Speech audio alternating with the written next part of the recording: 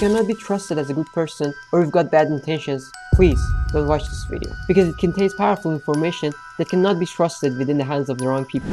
You probably have heard of this book, the infamous masterpiece, the book that is banned in prisons, the scriptures that can turn anyone evil. But are those statements all accurate? Well, yes, it is banned in some prisons, but they only tell you one side of the story. In this video, I walk you through the reasons why I read this book 5 times, and why should everyone read? Let me correct myself, study this book. This video is only a couple of minutes, but it can initiate something great, something life-changing. And I'm not promising anything immediate, because great things don't happen immediately, but you're on the right path, so make sure to watch till the end. The first time I encountered this book was when I saw it on a YouTube video, something like my own intro, the book that is written by the devil himself, something like that. And I was super interested because I'm very selective about the books I'm reading. I have a video about how to read books effectively, you can check it out, just click here. Anyways, I bought it, and when I opened it, it had little summaries of each law instead of the usual table of contents. I remember I was reading through those summaries and I was like, what? Are these the things that people have been doing? And it was at that exact moment that I realized how naive I am. You know, back then I had read How to Win Friends and Influence People by Dale Carnegie or The Art of War by Sun Tzu, and I felt like I knew everything about human psychology. But this book was structured in such an audacious way that you would feel like a lamb in a herd of coyotes. It showed me the other side of psychology, the side that no one wants to talk about because they don't want to associate themselves with it. It's like you cannot talk about how to pick locks without sounding like a thief.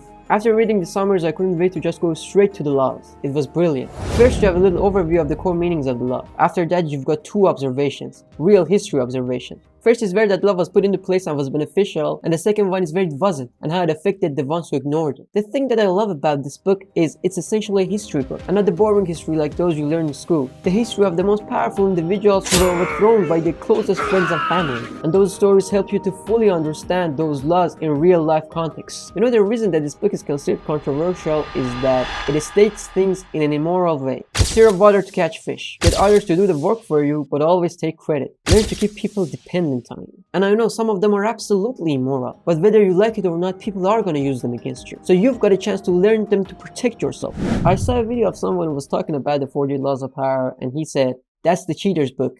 I wanna fight fair."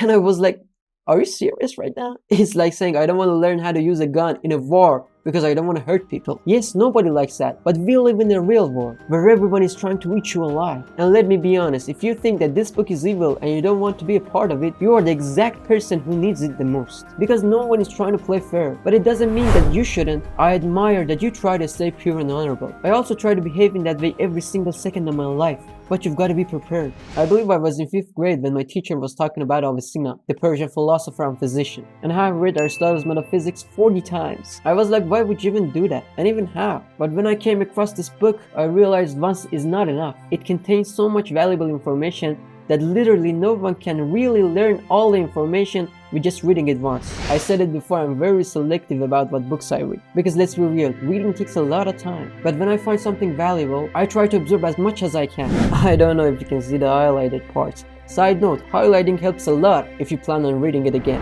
With that being said, if you want to have a weapon, or better say a shield, that no one can take it from you, read this book.